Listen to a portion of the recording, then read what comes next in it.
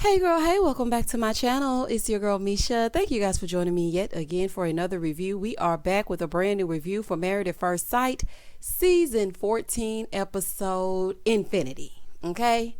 To infinity and beyond. Let me tell y'all something. This season has been on since the clock struck 12 and ushered us into 2022. Lifetime. Listen to me. We have been with less than 2 weeks until decision day for 45 weeks. This season has been on from the time we cut the turkey on Thanksgiving of last year until today's date. I don't want any more of it. I just don't want no more of it, y'all. How many times can I hear Mark and Lindsay fuss in circles about her wanting more affection and him saying she's too much? Noy wants Steve to work. Steve wants to dance. Steve does not want to work. Okay, that's fine. Steve's about to put a big old rock on Noy's finger. So y'all might be right. He might be a secret millionaire. Jasmina is not attracted to Michael. Michael is being vulnerable. And while I'm at it, can we please retire the word vulnerable from this season? Now, child, let's get into it if we're going to get into it. Child, if you are new here, then welcome. I give lighthearted reviews with a little bit of laughter and a little bit of shade and a whole lot of detail. And if you're back for a second or third time or a 99th time, because this is episode 99, then welcome back. Y'all, please don't hesitate to like, comment, and subscribe to the channel, because y'all know y'all going to come back, child. Now, let's get into it. 11 days until decision day, Jasmina and Michael. So they're talking about the medium, and Jasmina asked who he thought would come to talk to him. He said, I thought it was going to be my mom and my grandmother. And Jasmina was asking about the two other people that the medium was talking about. So Michael said it was the two people that were in the car with his brother. So apparently there was a road rage incident at the light and a person shot into the car. Let me tell y'all something. Road rage has gotten even worse since 2020. Since this panorama, people are on edge. Child, everybody's nervous systems are bad. And I mean, you got one time to cut somebody off, and it may be your last, honey. So I have to be very careful when I'm on the road because people are just nuts. So then he asked her what shocked her about the medium. She was like, twins in a year and a half. Oh my gosh. It's always such shallow talk when it comes to Jasmina, but we're focused on Michael's grief all season. So I'm just trying to figure, girl, of everything that she said, you having twins in a year and a half, that's what stood out to you? Okay. She's like, that just means we had a slip up if that happens. You mean a slip and fall, because you two are social distancing per the CDC. Moving forward, Katina and Olajuwon. She's like, yeah, I want to travel more on road trips. I like that. I had fun doing that. I had fun chauffeuring you around. Sure. I hope he allows you to rest and not drive next time y'all get on the road. On the road again. I hope he allows you to rest. So she's like, yeah, he's really taking me out of my comfort zone. I never thought that I would run with the sheep. Okay. Oh my goodness. Katina, you were not running with the sheep. Now you're being a sheep. Okay, now you're being a sheep because he's leading you astray. Okay, but you were not running with the sheep, honey. Oh, child. She's like, I'm just very thankful because, he makes me feel like a superwoman. No comment. So they talk about what Isaac got from the retreat, and he said he's worried about his future timeline with Katina. He wants to know if she can keep him satisfied while adding more to her plate. He is so self-serving. She's always saying how great he is in her interviews. I'm really stepping outside of my comfort zone. I didn't want to do that, but he makes me feel like a natural woman. Girl, anyway, meanwhile, he's always focusing on what she's lacking, according to him. It's really annoying. Like, sir, do you ever have anything positive to say about Katina? If you're not giving one of those backhanded jokes and those backhanded compliments, then you're on some bull in your interviews. Child, it's a mess. So the couples are encouraged to write a letter to their younger selves, Jasmina and Michael. In the next scene, they go to Jasmina's childhood home, and she talks about her parents being under one roof and how they moved when they divorced, and then they passed by her school, right? And she said she felt like school was her safe place. And her dad was a truck driver, always gone, always on the road. But then she met a teacher named Mrs. Pataski, who used to take her worries about home, and she didn't have to think about anything. And she really just gave her a lot of love that she didn't even know that Jasmina needed. So then Mike chimes in and he's like, so you think if you've never met Miss Patanga, sir, what? Not Topanga. Child, Pataski, honey. She was like, no, it's Pataski. You gonna put some respect on her name. Calm down, Jasmina, honey. It was an honest mistake. Don't get all up in arms. He didn't do it purposely. Ooh, child. So he said, okay, excuse me, Mrs. Pataski. Do you think if you didn't meet her, then you would be a teacher? Because do you feel like that's what motivated you to do that? And she said, I don't think I would be. You know what? Teachers really can make a difference in your life. Shout out to all the teachers. And the right teacher can really make an impact in your life. I remember I had this teacher in kindergarten, and she was the best teacher, and I will never forget her. Like, my memory of her is just so fond. Like, sometimes it's the only love or stability that a child receives. So when you send your child to school and they get a teacher that makes an impact, it makes all the difference. So then Jasmina reads her letter that she wrote to her younger self. Both parents left, but when she met Mrs. Pataski, she changed her life. And she said, as a teacher, she wants her students to feel like she's a safe place for them. And that's why she teaches. Y'all know what? I actually teared up. I really did. I teared up on this because it showed her through a different lens. And I actually got a better understanding of who Jasmina is. It makes a lot of things make sense. Like, she can't give love because she never really received love. And she might be so cold, and closed off because she got that only when she went to school. So if you went through your life not receiving any warmth, how can you really give it? So it really did make me think of her in a different way. Michael was even getting emotional about it. I really wish that the two of them could have been different, because they could have been great if Jasmina would have given him a chance, because you can tell he really wants to be there for her and he really does care about her. And I was just thinking when she was telling this story, I wonder where Mrs. Pataski is now. Shout out to Mrs. P. You know what? Teachers can really be heroes. They really can. In the next scene, Lindsay is just waking up complaining, groggy voice and all. And she's like, yeah, I feel like he's just constantly telling me I'm too much and I feel like he needs a lesser woman. Lindsay, just be respectful of him and respect his boundaries, period. Honey, I don't want to hear it. Katina and Olajuwon. Olajuwon says he's from the projects. Okay, Olajuwon. He's like, yeah, so that's why I say go to school, pay your bills, build a house, buy a house, sell a house. It's all because of these brick buildings. Isaac, please.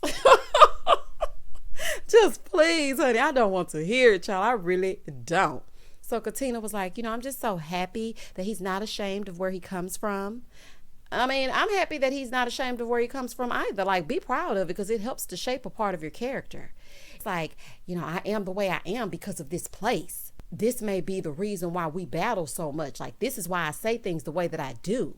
Olajuwon, these housing developments are not the reason you're a jerk to your wife. So stop it. You're just an asswipe. And that's it. Honey, it has nothing to do with this structure. Absolutely nothing. Child always got an excuse. So he's like, Katina was raised in the suburbs, so I just hope she understands. Okay, Jay-Z, it's a hard knock life for us. Got it. Moving forward, Lindsay and Mark. So Dr. Peppers, she goes to visit them and she asks, where they think they are and how she can help. Honey, how much time you got? Okay, because you're going to need all the time in the world. Don't even worry about the other couples because this is going to take a while. So Mark starts to air his grievances and he said it's hard to be affectionate with Lindsay when they have, those very difficult arguments. So then he brings up when he called Lindsay hyper. He was like, I had no clue that those words would trigger her.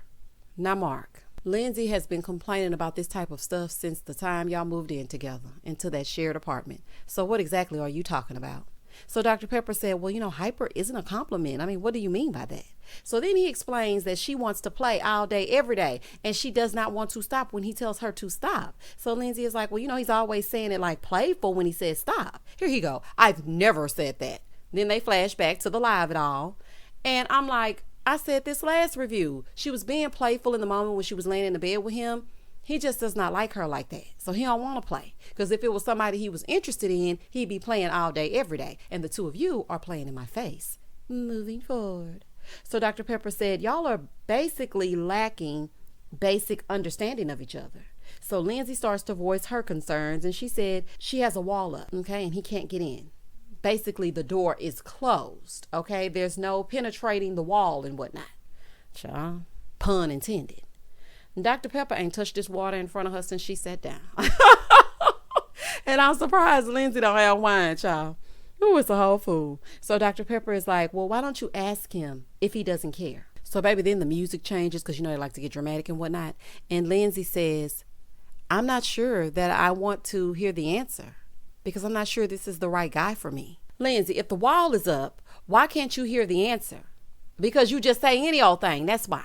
When you get upset, you go straight to the end. Child, I wish this season would go straight to the end because these two argue about the same things every single episode. So Dr. Pepper said, Mark, if you gave her more affection, then Lindsay's bad behavior would reduce. I don't think so. We've tried that, Dr. Pepper. It's not working. So then Lindsay said she wants a playful maid, a dynamic maid, someone that will try new foods. And Dr. Pepper was like, he tried new foods. Did he? Or did he complain? So Lindsay was like, no, he tried cucumber rice. Child, it doesn't matter, honey. Mark has the palate of a 1-year-old. So then they start going around and about him eating. This is literally what I go through with my 6-year-old. I'm like, try this, honey. No, mommy, I don't like it. How do you know you don't like it, sweetheart? I don't know because you haven't even tried it. That is Mark in a nutshell. Child, this is ridiculousness. 9 days until decision day. Jasmina and Michael. So they're going to the last place that he lived with his mom. And they lived there from 14 to 18 because she passed from breast cancer. So he said, there are a lot of happy times in that home and a lot of fond memories that he could think of. And I thought that was really good because I remember saying when Michael first introduced himself to us in 1992, because that's how long this season has been going, that I felt like he was really gloom and doom. But to see that he found the positive and that he's looking toward the good, I really did appreciate that. I was like, look at him looking towards the positivity and whatnot. So he brought her to the park that he and his brother used to go to every morning. And, she asked if the mom ever came to the park. And he said, no, but I really wish that she would because we would always talk about her coming and walking around, just for some exercise. So after remembering his mom and going back down memory lane, he reads his letter to his younger self and he tells himself not to be afraid, to let his feelings out and to let people in. He said, hold your mom a little tighter, spend more time with her, go to church when she wants you to go to church, do whatever it is. Cherish the last few moments you have with your mom. Oh, child, it's so heavy, honey. When I tell y'all that was heavy, honey, made me call my mama. Michael is all right with me. He is an all right guy. Both of them have been through so much that it's hard for them to let the other one get close. And quite frankly, I think because of everything they've gone through, that they may need a little bit more time to get themselves together before they just jump full-fledged into a relationship. Steve and Noy. So they go to his childhood home and he shows her his old room. Y'all know what? Isn't it crazy how small your old bedroom looks now that you're an adult? But when you were a kid, it seems so huge. Like looking back at that room, it's like, how in the world did we do it? Child, I feel like I used to do straight acrobatics in my room. But when I go back now, because my parents still live in the same home, I'm like, what is this? I'm like, child, this is like a 2x2 room. It's really crazy. Side note, Steve said he graduated in 2001. Okay, shout out to 2001. I graduated in 2001 too. So Steve is looking through his yearbook and he was voted best dancer. Steve, let me find out you out here giving Usher and Chris Brown a run for their money. Pop, lock, and drop it. Oh, pop, lock, and drop it. Steve, let me find out. So then he plays her this rap song. Baby, that song was giving 8 Mile. You better lose yourself in the music the moment you want it. Shout out to Eminem. Okay, Steve. Steve, you got layers, bro. You're a secret millionaire. You're a rap star. On top of that, you're America's best dance crew. And then you treat Nora with respect, even though she treats you with disrespect. Layers, honey. And baby, his mama was over there jamming, honey. Mama know all the words and everything. You better support your son, mama. She was over there like, I know that's right, mama. I know that's right. So here go Noy in the confessional, child. My childhood made me tougher. I don't know if Steve can relate to that. Like, Noy, cut it. Okay? Y'all came from 2 different sides of the track, and that is okay. Okay? That makes for a more interesting marriage. It's okay. Steve was really blessed to have such a great childhood, and it seemed like that made him a very well-rounded guy. And so I can understand why he can articulate his thoughts so great and why he's able to communicate the way that he is because of the way he was brought up. I understand it. In the next scene, Mark is talking about the cat, and he has to take the cat to the vet. The cat's name is JC, and he said he has some sores on his eyes and on other parts of his body, and he's been with him through a lot of life's changes, even him getting married. So he's trying to tell Lindsay what the vet found, and Lindsay hovering all over the cat. I'm like, Lindsay, honey, oh, child, she just trying to help y'all. She just trying to help. So Mark was told that he needed to put his cat to sleep because it wasn't looking good, because there was something on his lungs and it was spreading. And he said he's glad that Lindsay was there with him through, him going through something so terrible. Now, I have to say this. Lindsay will be there in the clutch. What I just worry about these two only getting along when something tragic is happening. It's like they're never happy until there's like a tragic moment. Like, I don't know, honey. But Mark, my condolences on JC, because losing a pet, I understand some people look at pets like their children, so I really do feel bad for him. But y'all know what? This poor man cannot catch a break. Like, every single few weeks is something. Katina and Olajuwon. So she takes him to church, and honey, he needs it. She knew exactly what it taken for the exorcism. Okay. So she said she brought him there because it was a fun time in her life. Her mom would not let them miss church. They were always in church. She met her best friend there, and the best friend was in the wedding. And I remember going to church when I was younger, and I would only go because I wanted to go get brunch afterwards. You know how little kids do that. But now that I'm older, honey, give me God all day long. So she tells him that she found out that her mom had breast cancer, and she just kept praying every single day. And she knew and she believed and had faith that God didn't do this to take her mom from earth. So through prayer, her mom is still here. I know that's right, girl. You better tell your testimony, baby. So they agree that they both want to raise their kids in church until they're old enough to make their own decisions. And I thought that was beautiful, Katina. That was a very beautiful scene. Steve and Noy. They're learning a dance and whatnot. She took him to a dance class. Come on, Steve. Let's see your Backstreet Boys moves. I see you. Backstreet's back. All right. Get into it. I see how Steve earned that dance award, baby. Steve was hitting them 8 counts. 5, 6, 7, and 8. Get into it. He said, they have a lot in common with the dancing and the music. He was like, and if you look at her stories, like, you'll see that. Yeah, I'm sure she posted in her stories, just like she does the demise of your relationship. Moving forward. So she starts to tell Steve when they sit down that music was her way to let out her emotions because they weren't allowed to express anger. And that's the reason why she shuts down when they go through tough times. Okay, so that makes sense to me because, she just packed her things up and she left and went to her apartment and didn't say anything to Steve, but that's because she's not used to articulating what's happening. Now, you can't use what happened to you as a child as an excuse to act a fool as an adult. Shout out to Isaac. But it does give me insight on why she does the things that she does. So she tells him that holding on to her, social media is like holding on to her independence. Noy, sell it to somebody who's buying it, honey. You can do that without being inconsiderate of his feelings. Posting about your fights is not you keeping your independence, honey. It's on some bullshit, okay? And Steve is like, yeah, I hear ya, but I just want you to give me the same respect that I give you. Well, I know that's right, honey. Steve has a way of articulating things in such a way that you cannot help but respect it. Plus, he can spit 16 bars. Noy, please, quit playing the Steve face, honey. He is not playing with you. Noy isn't budging, Steve. I'm telling you right now, she's not budging on her posting, so you need to think long and hard before you make your decision. I mean, maybe you can write a rap for her saying no on decision day. My name is Steve. I'm here to say no. It's decision day. Now, I never said I was a rapper, but I'm giving you something to go on. Child, get you a beat and say no, child. And if she ain't listening, post it in your stories. She'll see it there. Jasmina and Michael. Dr. Pepper goes to see them, and she's asking them what has made things better. Jasmina said the Dr. Viviana exercise actually made it better. Not the one where you didn't want to journal and y'all got into an argument, but okay, girl. So Dr. Pepper said, Jasmina seems softer. She's like, so what makes you see a difference in Michael? She said, well, he's talking to me now instead of me pulling his teeth to get him to talk to me, and it softened her. Maybe they've edited some things out because I don't see the softer side of Sears, but that's just me, honey. I might be wrong.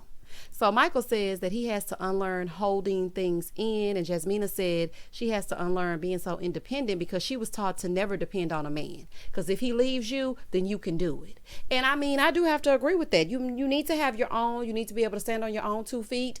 But at the same time, when you have somebody you love, you need to allow them into your space. And I know it's hard for people that do everything on their own, but I mean, you're going to have to allow them to come in at some point. But you're saying you don't want to depend on him, but you're dependent on him for a ride. So you need to learn how to drive before he says no and you say no on decision day. Moving forward. So then they start talking about the timeline of having kids. Why are y'all playing? Why are y'all talking about having kids? Why? Okay. So Dr. Pepper is like, well, what are y'all trying to have the kids? Like, what are y'all trying right now? She said, well, we don't kiss. Dr. Pepper said, okay, so why no kissing or touching? Jasmina said, this is the happiest that I've ever been. But I just don't have the urge to kiss him. Like, I just don't feel it. Jasmina, do you have to tell us this every single time you get in front of an expert? The first time was, I can't get Aquafina and Niagara Falls down below for Michael. Then you got on the FaceTime with your mom, Miss Kimberly, and told her that you feel absolutely nothing. Then you got with your friend, you don't feel absolutely nothing. Now you're in here with Dr. Peppers and you feel absolutely nothing. Please stop saying this in front of this man. Like, it's okay that you don't feel it. You're not attracted to him, but stop saying it in his face. So Dr. Pepper said, well, start something, even if it's holding hands. So Jasmina was like, I felt you holding my hand in my sleep. Charlie got a sneaker hand hole in. This is a fool. I'm trying to figure out why y'all talking about kids and won't even kiss each other, let alone do the horizontal poker. Y'all wasting my time, child. Steve and Noy. Noy reads her letter to her younger self, and she basically says she doesn't know herself and she had to hide her emotions. And she also felt bad for her mom having to work so hard because it made her feel like a burden. Noy, we still got to search for ourselves, okay? Still a little bit more work to do. She says she doesn't feel like she had a real childhood, especially since she couldn't express herself. So then Steve asked about her mom, and she said even as a kid, seeing her mom come home and she would have blood on her face because she worked at a chicken shack or something like that. I can't remember. But she just felt like had her and her brother not been there, the parents would not have had to work so hard. So Steve said, after hearing of her childhood, he knows that she needs a higher level of security. Okay, Steve, so are we revealing the bank account numbers or what are we doing? Talking about she needs a sense of security and you ain't said nothing yet. And child, we're 2 weeks away from decision day. Child, this is a mess. Lindsay and Mark. So she's telling us about Mark and she's like, poor guy. He's been through a lot. This is what she's saying in the confessional. And it's just tough.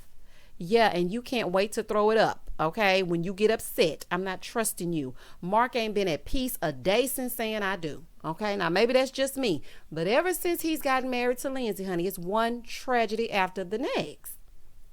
So they get to this brush, okay? Because I'm thinking Lindsay's about to take him to the home or whatever. She takes him to this brush, and Lindsay wanted to explore. Mark was like, I'm not going in those bushes. What's happening? Ma'am, where are your childhood roots? Where are you taking him? She said she used to always run away and go into the woods and do arts and crafts and just be alone because her house didn't feel like a place that she belonged. And Lindsay, you still run away from home when Mark upsets you. That's a pattern for you. Why don't you stay and deal with what's going on instead of running? Because it's not going to make it any better.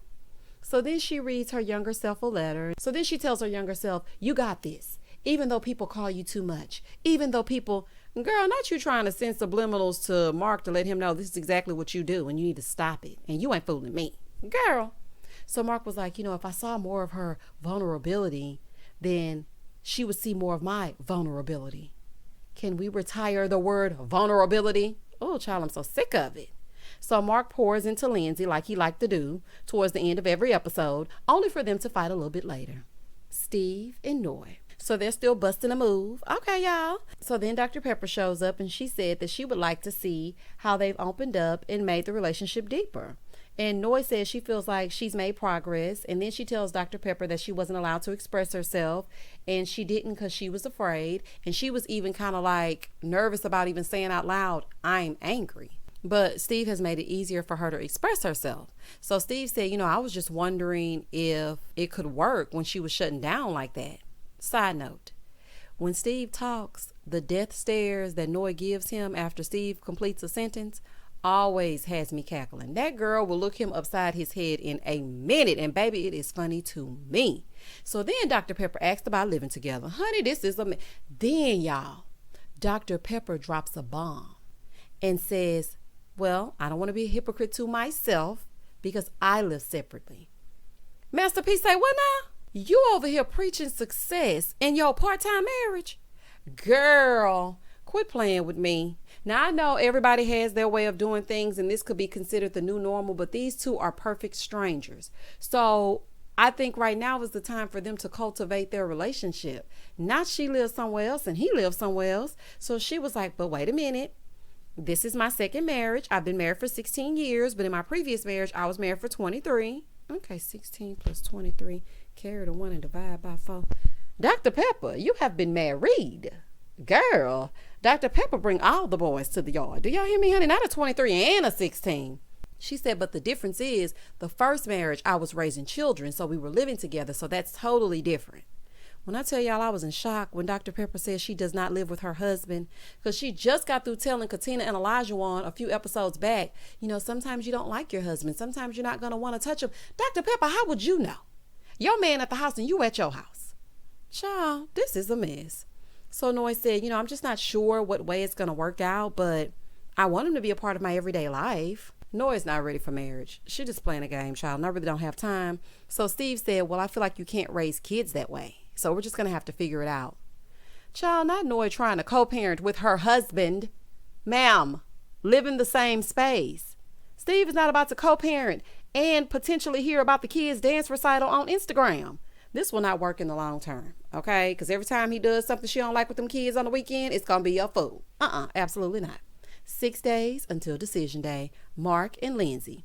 So Mark is taking Lindsay to his parents' home. It's been 2 years since they lived there and 2 years since his dad passing away. Oh, okay. So he's telling her how his dad used to watch cars go by and he would wave, and his mom would stand at the window and basically tell him, nobody wants to see you waving. Nobody wants to talk to you. Just let the man wave, honey. Let me tell you something. To see someone actually being polite, waving, saying hello, you don't know what kind of day a person has had. Sometimes all people need is a friendly smile or a wave or a hello. Like, walk mama, go on in there, sit down, child. So then he starts getting pretty emotional being back there. So then he reads his letter. He speaks on his childhood home, and his advice would be to love his parents, spend as much time as possible, and make memories. Y'all know what the theme is of this season? A lot of the couples have mommy issues. There's something going on with their parents, with the exception of Steve and Noy, Olajuwon and Katina. Other than that, that's what I'm seeing. For me, I couldn't really get into it, him reading a letter to Lindsay and whatnot, because I don't trust Lindsay with personal things. Once you throw things in my face that I have shared with you or that you have seen me go through, I can never trust you again. So, Lindsay was kind of being supportive or whatever, but it was giving me nothing. Moving forward. So Mark is like, yeah, I would like to buy this house for us to live in. She's like, no, maybe the house across the street or that one or that one or that one. I do not want to live in your house. I want a fresh start. And I'm going to just have to say that I agree with Lindsay, honey. I don't want to live in your old bedroom, and I don't want to sleep in your old parents' room. Oh, no, thank you. Olajuwon and Katina. So Dr. Pepper and O meet again. I was like, LaShawn, let's see how this gonna go. And he looking nervous as hell. Dishing out all those empty compliments. Oh, Dr. Pepper, you came with the heat. She looks normal. She's looking like Dr. Pepper's. So Dr. Pepper asked what they were feeling. And we got that old Olajuwon spiel. Y'all know how you like to do. Nothing but a bunch of BS. So then he tells her that he told Katina to shut up the other day, but then he quickly apologized. Here you go, Dr. Pepper. Yeah, that's growth. Dr. Pepper, ain't nothing growing on Olajuwon but that neck tattoo every other scene. He's not growing, honey. He's absolutely the same narcissistic coward that he was when he said, I do. And this right here proves it. So then he brings up the 2-year kid thing. And in the confessional, he's like, I'm wondering if she can finish nursing while having a kid. And, because I want to be happy at the same time. So then she said for her, she doesn't want to be overwhelmed. She said Olajuwon, needs a higher level of attention than any other man. And that could be draining for her. So in the confessional, he said, with tears in his eyes, okay?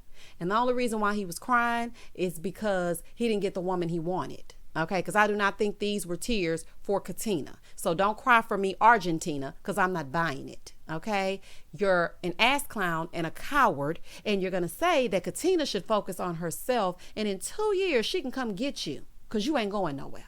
Olajuwon, stop it. So then production said, so she should say no? He said, yeah, I mean, she needs to hone in on her. A waste of time. This is an absolute waste of time. Olajuwon, there are plenty of women that go to school and are married, that have children. My mom went to dentistry school while me and my brother were still small, and her and my dad have been married for 41 years. How about you say, let's put off having children? What is the rush? Why are y'all giving these 1 and 2 year timelines when you have a mess and a shell of a marriage? Wait on the kids, have them later, and then once you're done with that, then you can still support your wife. I'm not understanding what you're talking about. Listen to me. Just say you don't want her. Just say you want her to say no so you won't have to. That's the cowardly way for you to do things. But I have to say this. We do agree on one thing. She should say no. Okay, on decision day, she should say absolutely no in every single language. And I think it all translates the same. And as far as you're concerned, basura. Child, and that was the end of the episode. Y'all comment down below and tell me exactly what you thought about Olajuwon at the end saying Katina needs to focus on herself, because I care about her and whatnot. What do y'all think about Mark having salsa as an adult? Boy, you just not having salsa as an adult. Child, I'm done with you. What do you think about Lindsay taking him to the bushes so they can go in there like the Jungle Book and whatnot? And what do you feel about Steve and Noy and Steve being the breakdancing king that he is? Try y'all let me know, and I'm going to comment down below right along with you. Y'all, please don't hesitate to like, comment, and subscribe to my channel. And as always, stay safe, stay blessed, spread love, not germs. Peace.